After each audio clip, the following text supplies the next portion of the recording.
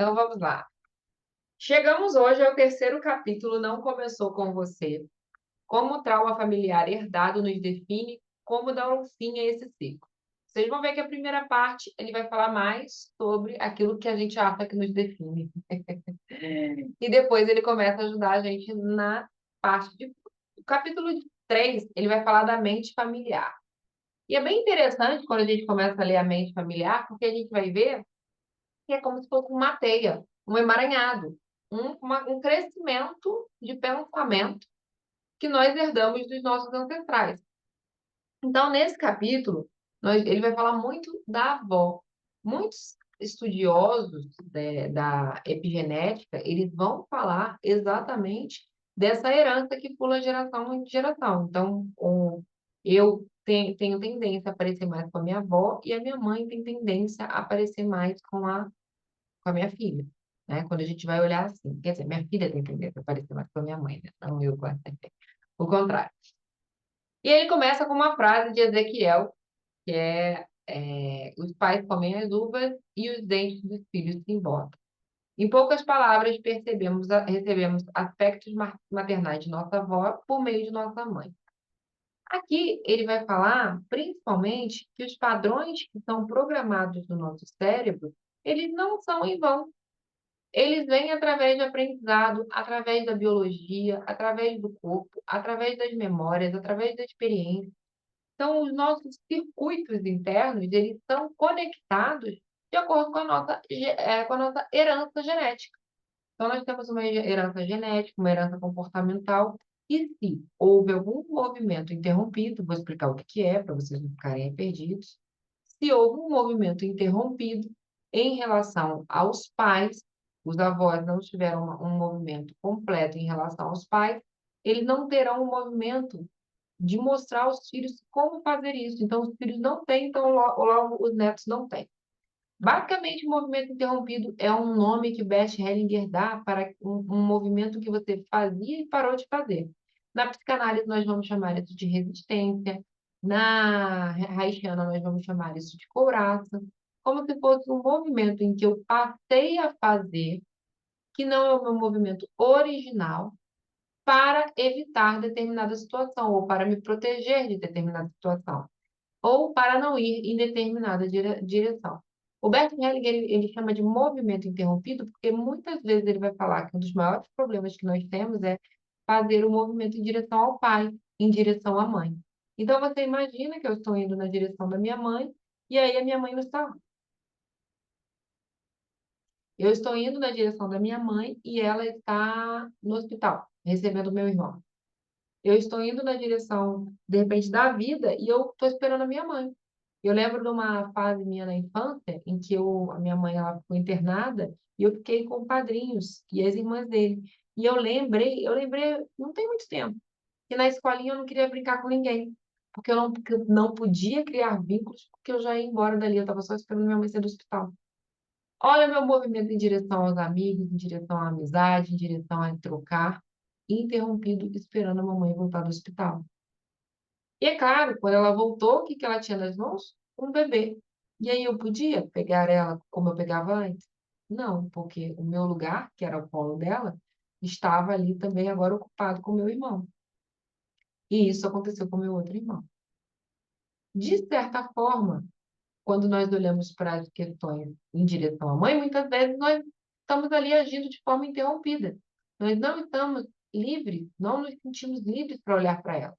Por exemplo, você hoje vai à casa da sua mãe, então pode ser que você pense, ai meu Deus, lá vem minha mãe com aquela história de novo. Então eu evito essa mãe, eu me interrompo na direção dela, porque ela é de uma determinada forma que eu não concordo. Quando nós entendemos isso, nós podemos ver por que muitas vezes nós estamos bloqueando essa mãe, bloqueando esse pai, colocando defeito. E aí, nesse livro, ele vai falar que vai falar aqui, ó, mãe e filho vivem em um estado biológico que tem muito em comum com o vício, afirma Winifred Gallagher, escritora de ciência do comportamento. Quando os bebês se separam, Quando se separam, o bebê não se sente apenas, vamos lá, página 42, tá? Segundo parágrafo.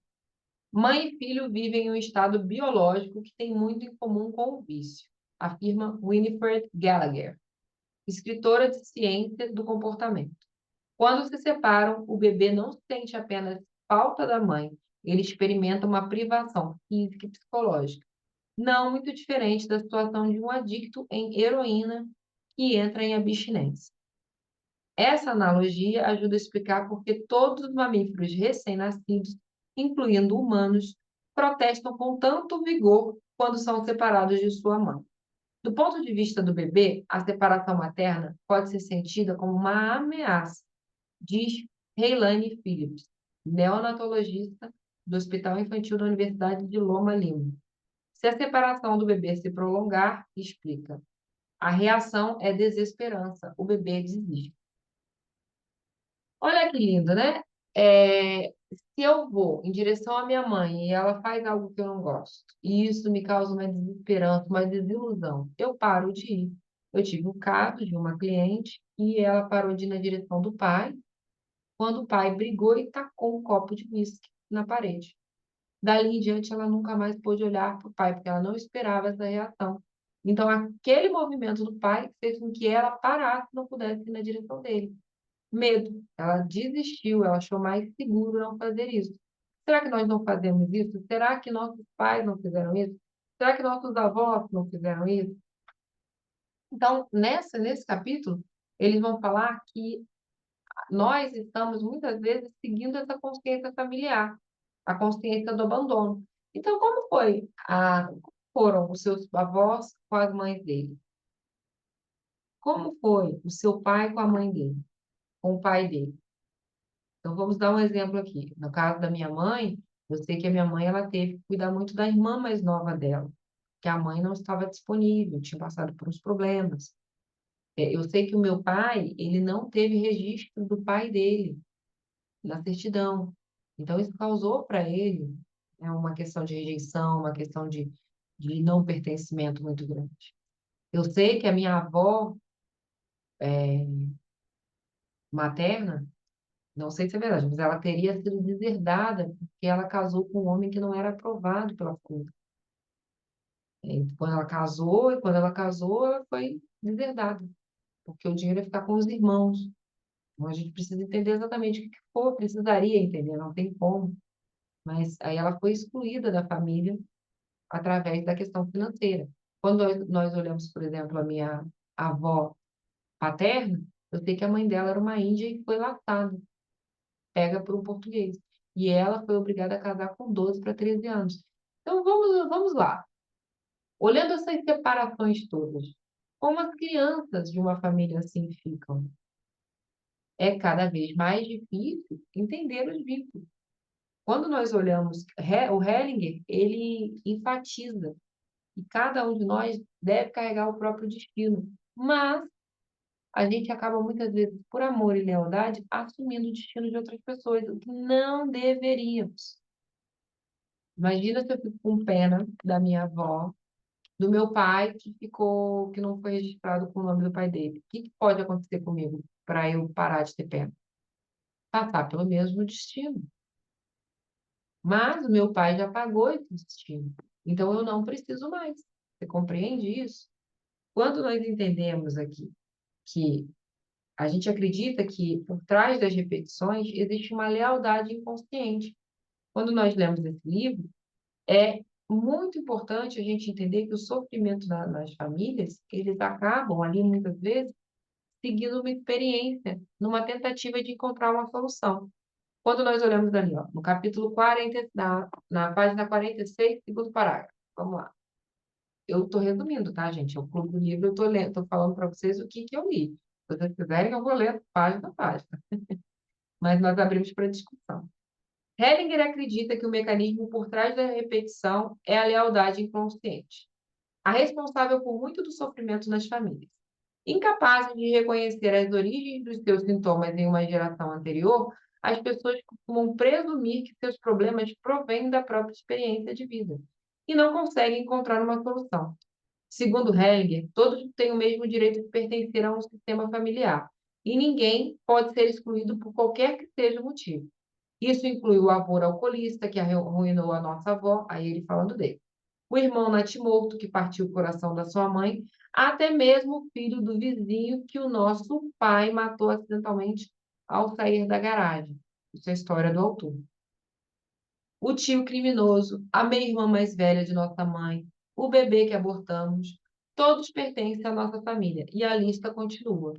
Mesmo aqueles que geralmente não incluiríamos em nosso sistema familiar, devem ser considerados. Se alguém prejudicou, assassinou ou se aproveitou de um parente, essa pessoa deve ser incluída.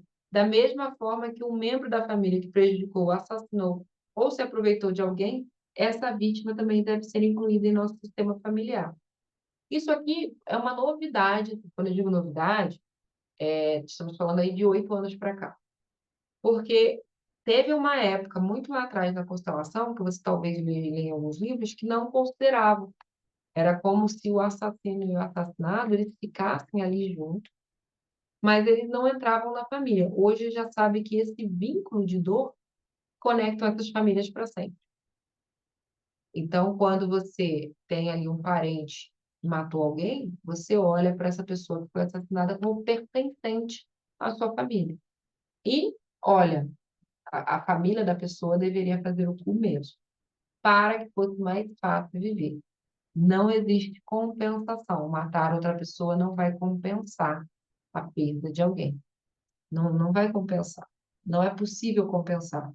Na verdade, as duas ficariam com perdas. Então, mesmo aquele que geralmente. Aqui também fala, ex-cônjuges de parentes também precisam ser considerados. Quando morrem, vão embora ou são deixados. Criam uma abertura que possibilita a entrada dos nossos pais e avós no sistema. E assim o nosso nascimento. Aqui ele está falando que, por exemplo, se você tem teve, alguém foi casado e aí depois separou. Essa pessoa ela pertence à sua história de vida. Por quê? Vamos supor que você case com alguém que foi casado anteriormente. E aí acabou esse relacionamento, e aí você tem filhos. A primeira esposa e o primeiro marido vão pertencer.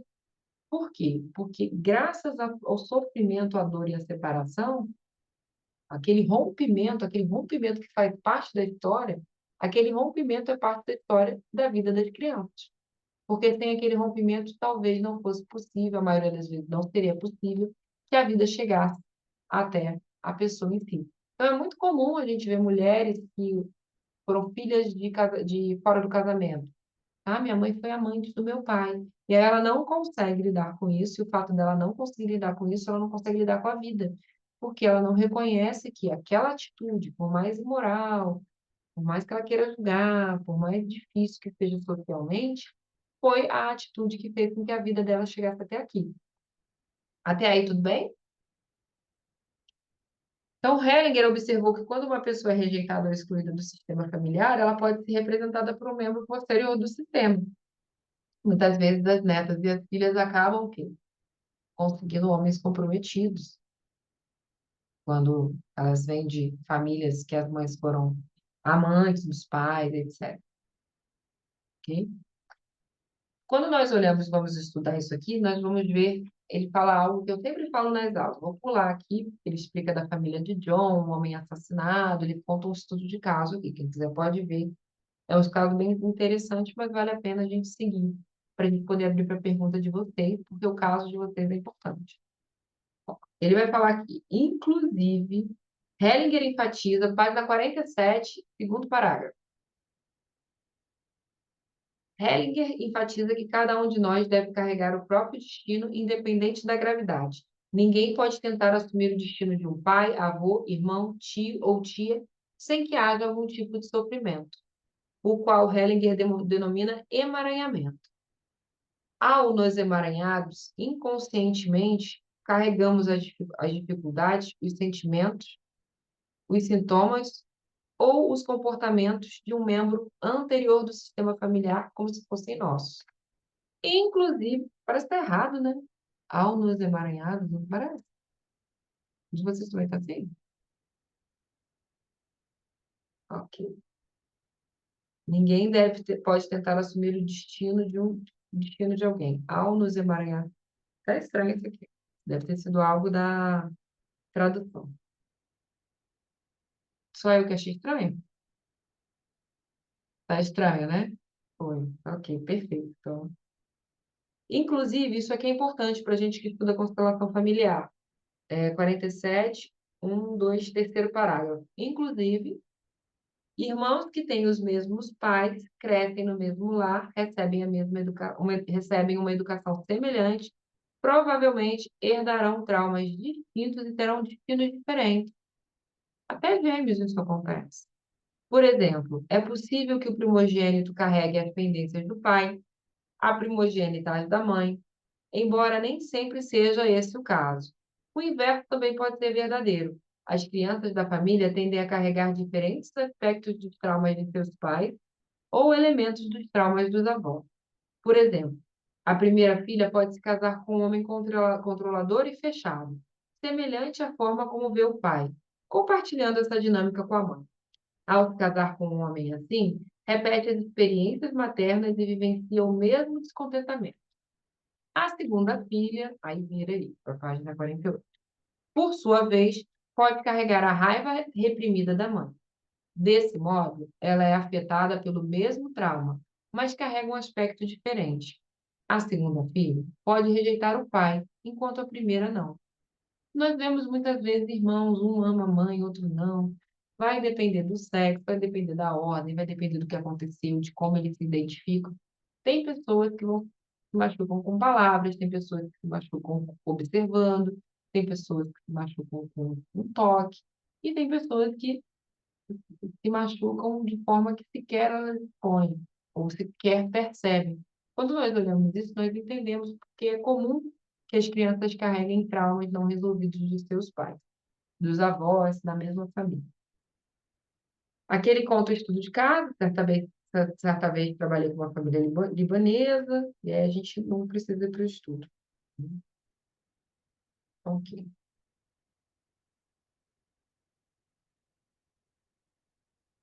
Mais tarde ele vai falar do ciúme. Eu lembro que uma vez o meu irmão não estava falando com a minha mãe, e aí a minha mãe mandou um áudio, e eu falei para ele, mandei o áudio para ele porque ele quer resolver para mim. E ele ficou com raiva. Ele falou assim: a mãe fala com você e não fala comigo. Eu falei: é, mas é uma coisa que ele tem que resolver com ela. Pode gerar ciúme, raiva. Só que eu desenvolvi uma habilidade de conversar com meu irmão sobre isso. Então a gente fala sobre isso. Hoje eu fiquei com raiva. Eu falei: imagina. Depois que eu mandei o áudio, eu acho que ele ficou com raiva. Mas era algo que ela precisava, que ela tinha dado ok para resolver e ele quer resolver para mim. Eu não fiquei com pena do meu irmão. Em outra época eu ficaria. Foi muito trabalho. Mas eu não, isso foi impressionante para mim, olhar para ele e saber que esse é o destino dele com ela e que eu não tenho nada para fazer aqui. Não posso fazer nada. É entre ele e ela. E outra, quantos aqui ficariam culpados? Muitas pessoas ficariam culpadas. Eu hoje não fico, mas eu entendo quem fica. Ok. Vamos aqui para o 49, segundo parágrafo. É importante a gente Ô, falar sobre Fátima, isso. Fala, Maria. desculpa porque eu estou no Eu não estou te computador, eu estava ouvindo. tentando. Vocês estão ouvindo Não está ela? me ouvindo? Oi. Alô? Oi, oi, oi, oi, oi, oi. Peraí.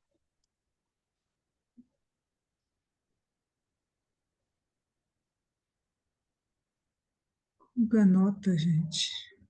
Peraí. Deixa eu botar um fonezinho. Vou botar um fonezinho aqui. Pode ser isso. Vamos lá. Não, não é. Um fonezinho. Ai, o que que é isso? Cadê meu? Agora não vai me escutar. Acho que eu tirei o som, gente, quando eu... Acho que eu tirei o som de tudo. Fala, Maria Alegre. Eu acho que ela vai sair. Fala comigo, Sibeli. Acho que eu chutei tudo isso. Oi, estão me ouvindo? Agora tá indo. Deixa... O que que ela estava perguntando? Não sei, ela ia falar. Ok. Vamos começar aqui na relação entre irmãos e vamos esperar ela voltar. 46, primeiro parágrafo. A relação entre irmãos e traumas familiares herdados, não existem regras de como cada filho é afetado. Isso é importante a gente saber. Não existe regra de como você é afetado. Por isso que o autoconhecimento é tão importante. Por isso que eu criei a Academia Constela Amor, para a gente poder descobrir como que a gente é afetado. E a gente é afetado principalmente pelas nossas emoções. Por isso que Cheguei, desculpa. funcionou, mas depois eu te conto. Tá bom. Vai lá. Estou pegando aqui o livro. Na parte que você falou, eu tenho que ir aqui pertinho da internet, porque senão ela está cortando demais. Ai, será que eu consigo ler aqui? Essa parte que você falou sobre. Ai, meu Deus, cadê? Estava no 46 que você estava falando sobre a irmã, né? E no. Ai, Fátima, desculpa, depois você me tira a pergunta. Depois eu falo a pergunta, tá bom? Pode continuar aí, que aí depois eu falo, porque sumiu aqui. Comigo não tem problema, não. Quando você achar, você fala. Tá A gente bom. vê aqui, ó, página 49, primeiro parágrafo. A relação entre irmãos e traumas familiares herdados não existem em relação a irmãos e traumas familiares herdados, não existem regras de como cada filho é afetado. Ouviram? Aquilo é um exemplo. Nós não podemos pegar aquilo como verdade, como regra. Isso é muito importante. Senão vai todo mundo sair por aí dizendo que o primogênito puxa o pai, o primogênita puxa a mãe. Não é verdade. Nós não sabemos. Além da ordem do nascimento, do gênero, muitas variáveis podem influenciar as escolhas que os irmãos fazem e a vida que levam. Embora possa parecer que um dos filhos não foi acometido pelo trauma, enquanto o outro está sobrecarregado. Minha experiência clínica me proporciona uma perspectiva diferente. A maioria, pelo menos, carrega pelo menos algum vestígio de história familiar. No entanto, muitos fatores intangíveis entram nessa equação e podem influenciar o quão profundamente arraigados os traumas familiares permanecem. Esses fatores intangíveis incluem a autoconsciência, que eu acabei de falar para vocês. Por isso que a Academia Constelação Amor é tão importante, porque ela desenvolve autoconsciência e, principalmente, ela tem um protocolo específico para independência emocional, para você não cair na dependência emocional. Já fez? Velho. É bom? Tá fazendo? Abre aí.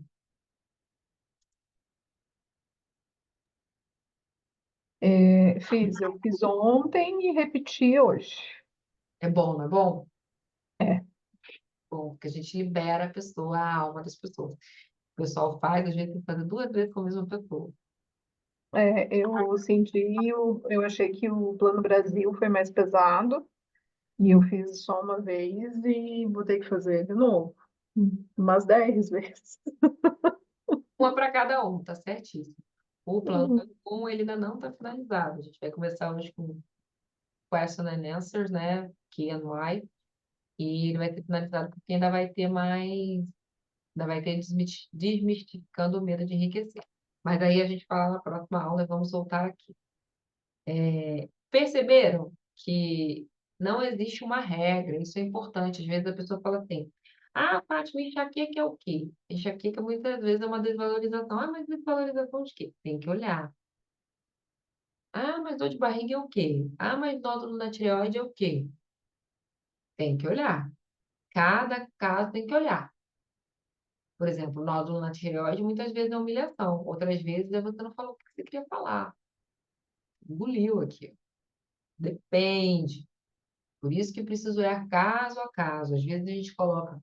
Teve uma constelação muito interessante que eu fiz, que foi do nódulo na tireoide, e aí a gente colocou uma pessoa, outra pessoa, e perguntei onde o nódulo ia ficar, para saber se era um ex, um marido, uma família de origem. Era um ex antes do marido. Ela pediu para botar no pé da pessoa e ficou feliz por outra vida. Eu falei, é aí, se der disso é aí. Só que eu não falei para ela que o nódulo era um nódulo. E aí eu perguntei, o que que você não falou para ele? E aí ela descascou o abacaxi ali, aliviou, relaxou. E na semana seguinte, a vida dela começou a mudar muito nessa direção. Então, não adianta ficar pescando onde vai ser o que pode ser. Preciso olhar no campo. Mas pode desenvolver a autoconsciência. Desenvolvendo a autoconsciência, você desenvolve a habilidade de pegar. E aí, na 49, ele vai falar as imagens de cura as imagens de cura e o nosso cérebro. A ideia de que revivemos traumas familiares pode ser muito bem o cerne da alusão que a psiquiatra Norman Doidge faz em seu livro, O Cérebro que se Transforma. Psicanálise frequentemente diz a respeito de transformar nossos fantasmas em ancestrais. É interessante que muitos de nossos fantasmas têm a ver com memória ancestral. No capítulo anterior, a gente viu uma questão do Jung, onde ele falava que tinha a sensação que estava constantemente revivendo questões do pai dele. Então, ao identificar a fonte de nossos traumas geracionais, elas deixam de nos assombrar. Aquilo que pode ser visto, pode ser curado. Por isso que é importante que a gente investigue. Esse é o nosso objetivo. O nosso objetivo, muitas vezes, é prosperar. Por que eu não prospero? O que acontece com aquela pessoa? Por que ela não é feliz no amor? O que acontece com aquela mulher aí? Aquela mulher aí tem 3 faculdades não, estou exagerando, mas eu já atendi um caso de uma mulher com faculdade, se formava, falava inglês, noções de espanhol, e não conseguia emprego. Quando a gente foi olhar, a gente viu que ela estava emaranhada com um pai que vivia desempregado. Que ela tem a memória do pai desempregado na infância. Então, ela se conectava com vagas que não eram para ela. Quando nós olhamos para o nosso cérebro, ele vai funcionar de uma forma que ele vai identificar algo que é semelhante. Ó, vamos na página 50. Primeiro, segundo, tem estudo de caso aí, fala um pouco do Jung. Olha que importante esse parágrafo, o segundo parágrafo. A ciência corrobora essa ideia. Doide revolucionou na sua compreensão de como o cérebro humano funciona, identificando uma mudança de paradigma. Deixar de considerá-lo fixo e imutável, que antigamente diziam que os neurônios não mudavam, e passar a considerá-lo flexível e imutável. Seu trabalho demonstra como novas experiências podem criar outras vias neurais que são fortalecidas por meio da repetição e aprofundadas por meio de atenção focada. Essa é a essência, quanto mais praticarmos algo, mais treinamos o cérebro para mudar. Isso aqui é um pouco da lei da atração. Se você começar a ver todos os dias o dinheiro entrando na sua conta, o dinheiro entrando na sua conta, ele vai começar a entrar na sua conta. Se você vê todos os dias, sua mãe é uma chata, minha mãe é uma chata, minha mãe é uma chata, ela vai ser uma chata. Então, esse princípio é importante que a gente trabalhe. Porque ao revisitarmos as nossas memórias, a nossa história familiar, a gente vai ter muitas emoções e sentimentos que estão associados a todo o campo familiar. E não só a gente. São mais profundos, eles não são só nossos. Eles são de todos nós dentro do nosso sistema familiar.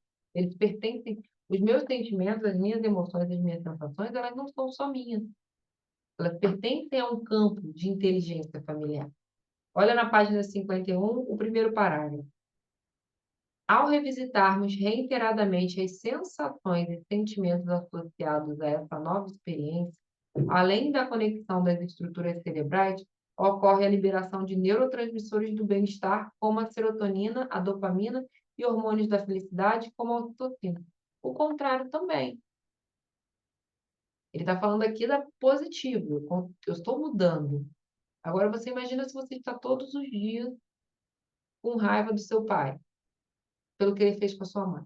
Está todos os dias com raiva da sua mãe pelo que ela fez com você aos 12 anos. Você só vai produzir mais disso. O oposto também é verdadeiro. Se você se liberar, se conhecer, entender que a sua mãe passou por experiências, que você passou por experiências, você não precisa carregar a sua dor, você começa a passar por um processo de transformação. E aí você é livre. Aqui, ó, no final desse parágrafo. Até a forma como nossos genes se expressam pode ser afetada. Os próprios genes envolvidos na resposta do corpo ao estresse podem começar a funcionar de maneira aprimorada. Eu tenho uma cliente que teve uma alteração no DNA dela, provado por exame médico. A médica afirmou no laudo que teve um aumento do cromossomo. Quando alguém diz, antigamente, se dizia que os genes não poderiam ser mudados. Hoje já se afirma que quanto mais a gente estuda, mais a gente melhora, mais o nosso caminho neural é modificado. Tem gente que muda até fisicamente. E não é tão difícil. A gente muda fisicamente. Tem estudos que, por exemplo, uma pessoa que fuma por anos, se ela ficar 20 anos sem fumar, pelos estudos, em 20 anos o pulmão dela será como se ela nunca tivesse fumado. Antigamente isso não existia. Uma pessoa que começa a se alimentar de forma saudável altera toda a bioquímica corporal dela. E se ela fizer isso por 1, 2 anos, talvez ela não tenha mais nenhum prejuízo da má alimentação anterior. A Cibele está falando aqui, o formato do meu rosto mudou nos últimos 2 anos. A forma de andar. Já tive cliente que só tinha a barriga inchada depois de uma constelação, passou um tempo. Ela esqueceu que a barriga era inchada, ela ficou reta. Já tive mulheres com lipedema, depois de uma constelação de lipedema. Simplesmente a doença teve remissão. É possível, sim. Agora vamos lá para a página 52, ele fala as imagens de cura e os nossos genes. Segundo Doid, a mudança plástica causada por nossa experiência viaja fundo no cérebro e chega até os nossos genes, moldando-os também. Em seu livro best-seller, The Gene in Your Genes, que significaria o gênio nos seus genes. The Gene, aquele gênio da lâmpada, que analisa a pesquisa sobre a ligação entre as emoções e a expressão gênica, o Dr. Dawson Church descreve como a visualização, a meditação, o foco em pensamentos, orações e sentimentos positivos, que domina intervenções epigenéticas internas. Epigenéticas é a construção do seu DNA. Podem ativar genes e beneficiar a nossa saúde. Preencher nossas mentes com imagens positivas de bem-estar pode produzir um ambiente epigenético que reforça o processo de cura. Uma quantidade considerável de pesquisa tem demonstrado como a meditação afeta positivamente a expressão gênica. Vocês fizeram lá Eu Me Amo?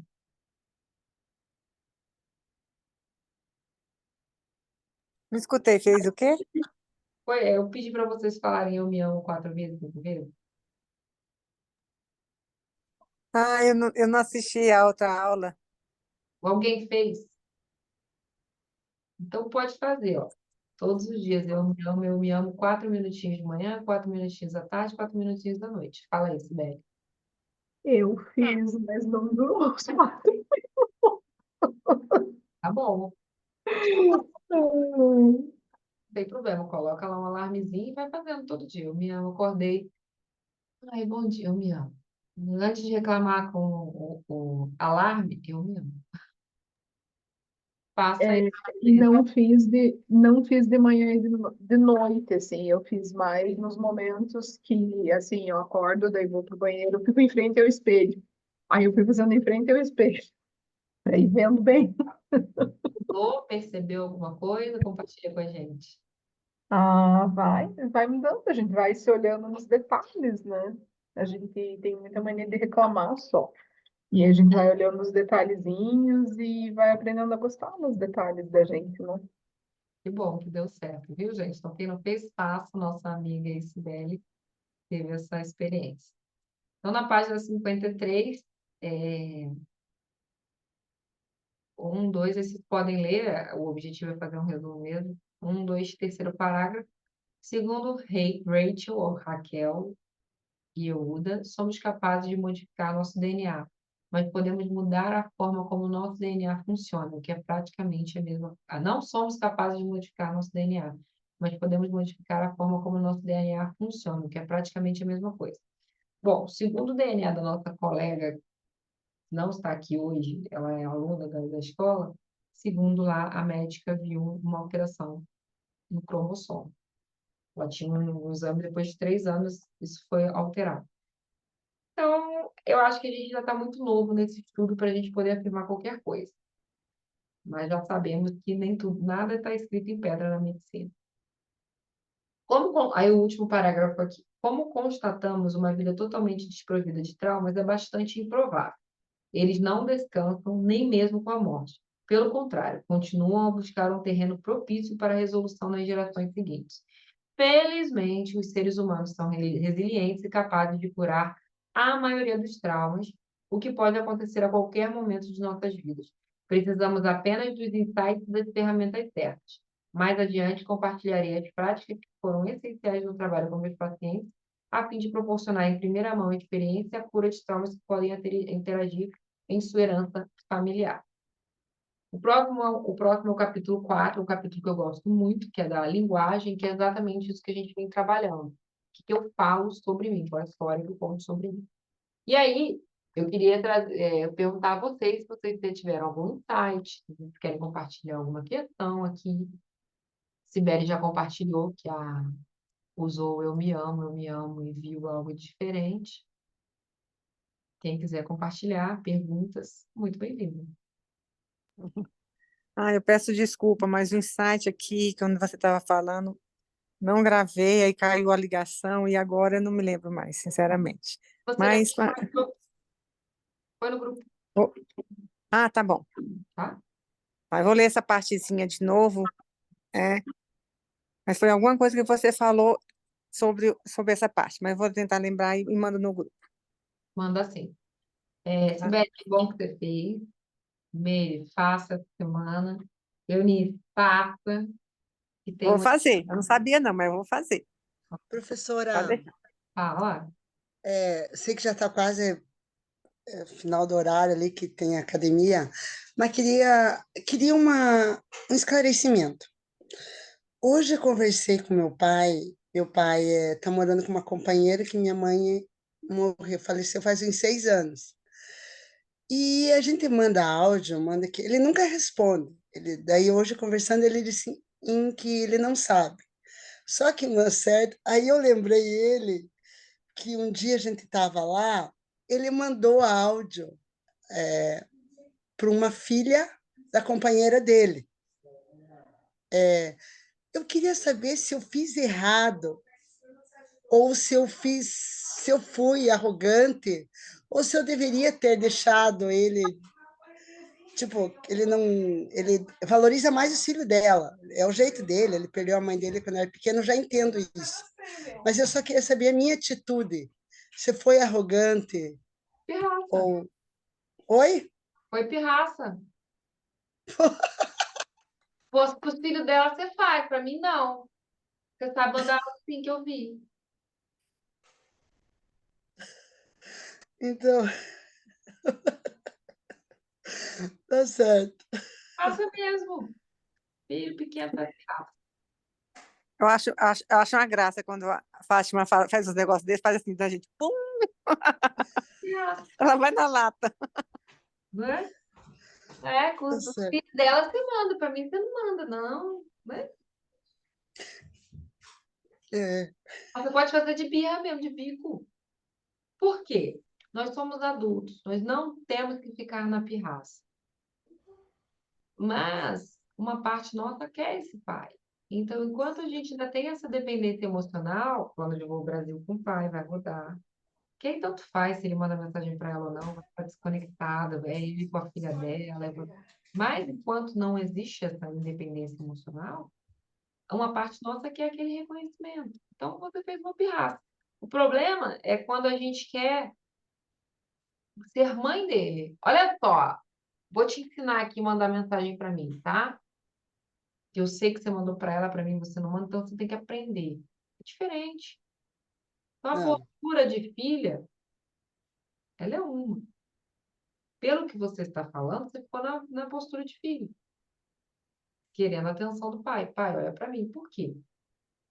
Porque eu não me sinto amada quando ele manda áudio para outra. Se ele não mandasse para ninguém, não tinha problema nenhum. O problema é que ele mandou para a filha da mulher dele, não para você. Aí dói.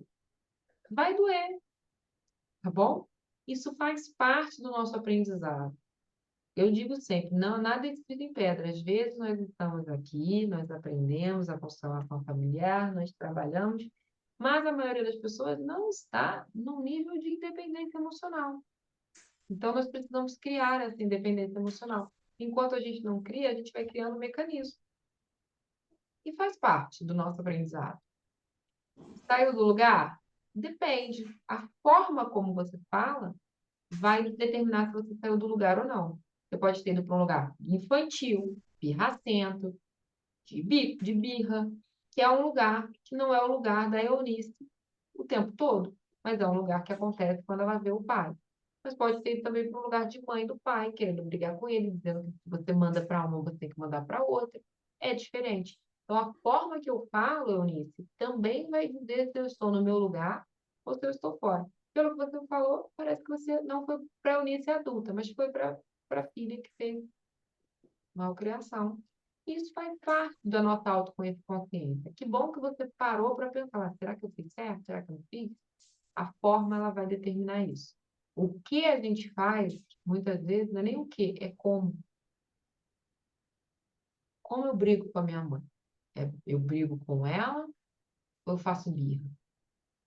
Isso vai determinar. Tem uma dependência emocional. Porque se não tivesse, eu não atingiria esse lugar, eu não chegaria nesse lugar.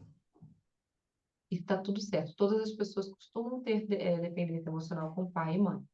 É importante que você trate isso para que você libere o seu pai da sua expectativa e se libere da necessidade de ser amada por ele, de se sentir amada através da mensagem.